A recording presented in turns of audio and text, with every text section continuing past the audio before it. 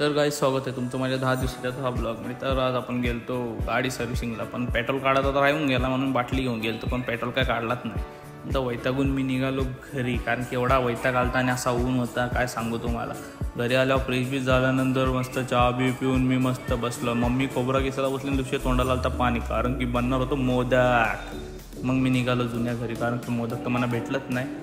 पण इकडं आलं बघतो तर काय आईला मोदकाची तयारी चाललेली, पण बाप्पाचा काय आगमन झालाच नव्हता। मग मी बोललो बाप्पाचं आगमन करून घेऊ। मग भाऊस आणि मी लागलो तयारीला। मग बाप्पाची मस्त गादी बनवली आणि बाप्पा बसवला आम्ही। मग बाप्पा बसवल्यानंतर मस्त यांना वाटलं मी फोटो काढतो, मी बघतो कसा दिसतो मी कॅमेरा। मग नंतर हे डुकरी बसलेली सगळी। मग आम्ही लागलो आरतीला, आणि आरतीचा पहिला मान आला माझ्याकडं। मोदक बघितलं तर बोललो कधी आरती होते मोदक खाता। बघा आला मोदक माझ्या हातात लगेच। मी वाट बघतो कधी आम्हाला भेटेल। ते सगळं झाल्यानंतर चिल्ली पिल्लींना जेवायला दिलं आणि वाट बघतो कधी मला जेवायला भेटेल। भूक पण तेवढीच लागली। फक्त भविष्यवाला आलं भविष्य सांगायला मिट्टू घेऊन। तो मिट्टू कसला भविष्य, आपला उज्ज्वलच भविष्य आहे।